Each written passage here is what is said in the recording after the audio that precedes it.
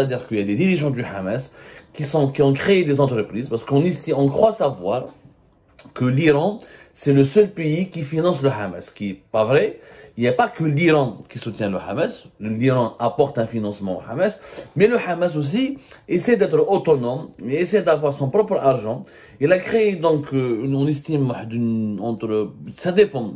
Qu'il y a des enquêtes, alors la presse israélienne, comme elle essaie d'être plus ou moins objective, elle donne certaines informations qu'il faut prendre avec beaucoup de pincettes parce que voilà, Israël est en guerre contre le mouvement du Hamas. Il y a des médias internationaux allemands, américains, plus ou moins objectifs et qui font un travail rigoureux, très très intéressant, qui ont recensé déjà entre guillemets l'empire financier du Hamas. On estime la dernière enquête la plus sérieuse et la plus fiable, on va dire la plus objective et qui est vraiment dans la recherche journalistique, c'est une enquête qui date de 2021 et qui a été faite par un journal allemand qui s'appelle Die Welt.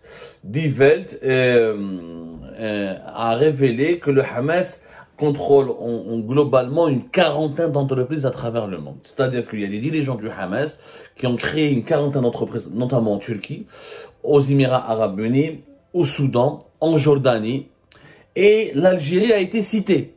Donc on sait que depuis 2021, d'après une enquête internationale, qui a été menée par Die Welt et par un autre institut américain qui s'appelle le Washington Institute, qui est un think tank américain, on sait que l'Algérie, depuis pratiquement 2021-2020, elle est soupçonnée par les autorités américaines, ou par les chercheurs américains, ou par la presse occidentale, d'abriter des entreprises appartenant au mouvement Hamas. Cette fois-ci, en 2023, les États-Unis d'Amérique ont décidé de sanctionner directement les personnes qui sont liées au business du mouvement Hamas en Algérie. Ce sont des, on a comme SME dans un petit moment, et ce mécanisme de sanction a été décidé et géré par le département du Trésor américain. Comment ça se passe? Aux États-Unis, il y a ce qu'on appelle le OFAC. Le OFAC, c'est quoi? Le OFAC, c'est le bureau de contrôle des avoirs étrangers. Le bureau de contrôle des avoirs étrangers, depuis 1950, c'est un instrument qu'utilisent les États-Unis d'Amérique pour sanctionner les entités et les personnalités qui sont accusées de blanchiment d'argent et de financer des mouvements terroristes.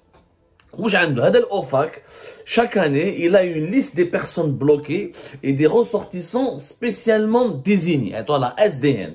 La SDN, elle va répertorier toutes les entités et les personnes qui sont soupçonnées ou accusées, ou contre lesquelles les États-Unis d'Amérique ont des preuves, ils financent des mouvements terroristes, ou là ils font du blanchiment d'argent au profit de réseaux criminels, de mafia, des narcotrafiquants, trafic d'armes, trafic d'êtres humains et les mouvements terroristes. Comme les États-Unis d'Amérique, comme je vous ai dit dans l'introduction, classent le mouvement Hamas comme étant un mouvement terroriste, donc ils ont utilisé ce mécanisme, l'OFAC, qui est le bureau de contrôle des avoirs étrangers, pour sanctionner les responsables du Hamas qui ont une activité économique ou qui développent des activités financières pour financer le mouvement Hamas. Alors, quand il y a des listes, les personnes qui se trouvent sur la liste, la liste de la SDN, ils font l'objet de ce qu'on appelle des sanctions économiques. Les sanctions économiques. Alors, les sanctions économiques, c'est-à-dire quand les États-Unis d'Amérique décident de geler tous les avoirs de ces personnes qui sont visées par ces sanctions sur le territoire américain.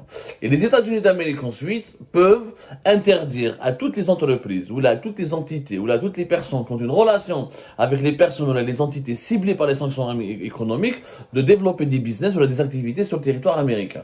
Même les États-Unis d'Amérique peuvent faire pression sur les pays dans lesquels les personnes développent des activités économiques et financières pour leur demander de ne pas les laisser gagner de l'argent dans ce pays-là, de les stopper, de les arrêter, ou d'enquêter, ou de geler leur avoir. Donc, c'est des moyens de pression internationale, comme le dollar. Vous savez que les États-Unis d'Amérique, la monnaie américaine, le dollar, constitue plus de 50% des échanges économiques mondiaux. Donc les États-Unis d'Amérique ont une arme de sanction. Ils estiment que toute personne qui utilise sa monnaie, elle a le droit de le sanctionner, elle a le droit de le poursuivre, y compris à l'étranger. Donc voilà le mécanisme à travers lequel les États-Unis d'Amérique veulent sanctionner des hauts responsables du Hamas qui se trouvent en Algérie. Il s'agit d'une personne qui s'appelle, il s'appelle El-Douaik Ayman Ahmed. هذا الدويك أيمن أحمد رشاد الدويك بالعربية اسمه أيمن أحمد رشاد الدويك ولا الدويك أيمن أحمد. C'est un Jordanien il a la nationalité jordanienne. Il est né le 24 septembre 1962. Il réside, il travaille entre l'Algérie et la Turquie. Et les États-Unis d'Amérique, à travers le Bureau de contrôle des avoirs étrangers, ont décidé de le sanctionner et de bloquer tous ses avoirs. Et j'imagine que par longtemps, ou peut-être ça a été déjà fait, ils vont prendre attache avec les autorités algériennes pour demander des sanctions aussi, pour demander à ce que l'Algérie respecte les sanctions américaines décidées contre cette personne. Ce n'est pas automatique que les États-Unis d'Amérique contactent les pays tiers, soit les pays étrangers dans lesquels se trouvent des personnes qui font l'objet de sanctions économiques décidées par le Bureau de contrôle des avoirs étrangers. Ce n'est pas automatique, mais les États-Unis peuvent le faire parce que c'est un moyen de pression. Alors, qu'est-ce qu'on reproche et quelle est la relation de l'Algérie avec le mouvement Hamas ou avec Douaik Ayman Ahmed Rachad? هذا أيمن أحمد دويك رشاد est effectivement, nous avons pu confirmer au cours de on a fait une enquête, bien نفهموا pourquoi. Effectivement, il est actionnaire en Algérie, il est l'un des dirigeants en Algérie d'une société qui s'appelle Sidar Algérie. هذه Sidar Algérie يا جماعة, c'est une société qui fait dans la promotion immobilière. Ce sont des promoteurs immobiliers, ils créent, ils travaillent dans l'immobilier, ils construisent des résidences, des appartements et ils les vendent. Et Hadi Sidar Algérie, elle est considérée par l'administration américaine comme étant une entité appartenant ou liée directement au mouvement Hamas. C'est-à-dire que le Hamas, selon l'administration américaine, utilise Sidar Algérie pour avoir de l'argent, pour gagner de l'argent, pour faire du business. Et avec cet argent, il va financer ses activités armées ou ses activités politiques contre Israël. Allez, Sidar Algérie, c'est une vieille société. Elle existe depuis 1998. C'est une SARL. Elle est officiellement dans ses statuts détenue par 11 hommes d'affaires. Dont, le monsieur, il y avait auparavant Mohamed Zaid. Mais depuis ces dernières années, c'est effectivement ce Jordanien, El-Douaik, Ahmed Ayman El-Douaik, qui est le principal parrain, le principal gérant des activités de Sidar en Algérie. Son siège était auparavant dans le centre commercial d'Al-Quds, Fichraga. Et les activités de Sidar Algérie, c'était encore une fois réaliser des ensembles immobiliers et réaliser des centres commerciaux, des commerces, la construction et l'immobilier. Donc c'est une société qui est connue, qui est active en Algérie depuis 1998. Et effectivement, dans les propriétaires sont des Jordaniens, des Palestiniens, il y a même des Saoudiens. Mais il se trouve que tous ces actionnaires sont liés au mouvement Hamas, notamment à travers l'homme d'affaires qui vient d'être ciblé par les sanctions américaines, Mohamed Ayman Ahmed Rachad El-Douaik. El-Douaik Ayman Ahmed. Maintenant, est-ce que l'Algérie est au courant? J'imagine que oui. Vous savez, nous sommes un pays qui surveille, qui est très regardant sur les activités des hommes d'affaires étrangers. Sa société existe depuis 1998. Donc c'est impossible que les services secrets algériens, les autorités algériennes, sa société, elle a un lien directement avec le Hamas. C'est pas possible, c'est impossible.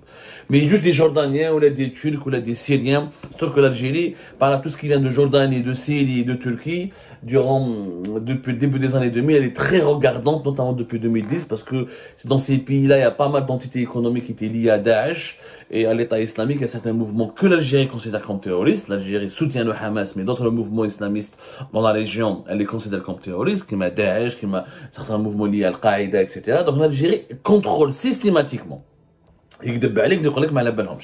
L'Algérie contrôle systématiquement les activités des hommes d'affaires et des sociétés créées ou financées par des entrepreneurs ou des investisseurs venant de Syrie, de Jordanie ou de Palestine. Donc, les autorités algériennes le savaient. Le savaient. D'ailleurs, Sidar Algérie, depuis 2021, depuis pratiquement depuis l'enquête de Die Welt et du Washington Institute, elle est devenue très discrète. Son site internet ne fonctionne plus. Son siège pratiquement, elle a été fermé ou elle a été changé. Je pense qu'ils sont partis à Del Ibrahim. Ensuite, ils ont disparu. Franchement, ils sont devenus très très discrets.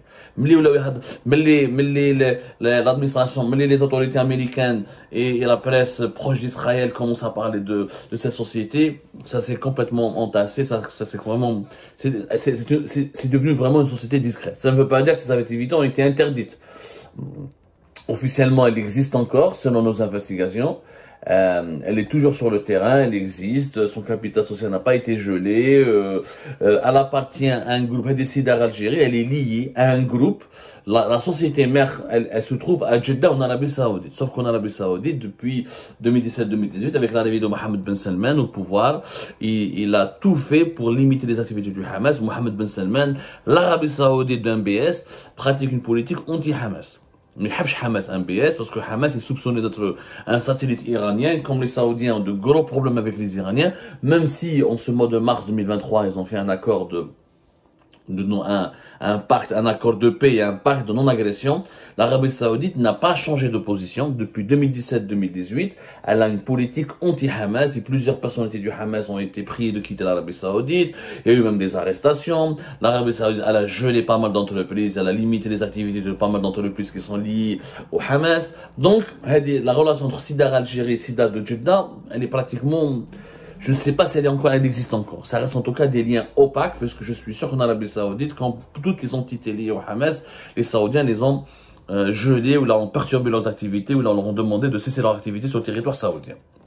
Jusqu'à maintenant, l'Algérie n'a pas réagi à ces sanctions américaines, décidées contre une personnalité qui réside en partie, parce que Al-Dawayk, il réside en Algérie, nous avons pu le confirmer. Il vit entre l'Algérie et la Turquie, donc ça lui arrive de venir en Algérie, comme ça lui arrive d'aller... Mais il vit entre les deux pays, entre l'Algérie et la Turquie. Il est de nationalité jordanienne. L'Algérie n'a pas réagi à ces sanctions américaines, à ces accusations américaines, pour le moment. Est-ce que l'Algérie va appliquer les sanctions américaines? Est-ce qu'elle va geler le Sidar l'Algérie? Est-ce qu'elle va leur demander de cesser leur activité? Est-ce qu'elle va leur demander de partir? Est-ce qu'elle va parler, elle va convoquer Ahmed El Dawayk? Ou elle va lui dire, s'il te plaît, fais-toi plus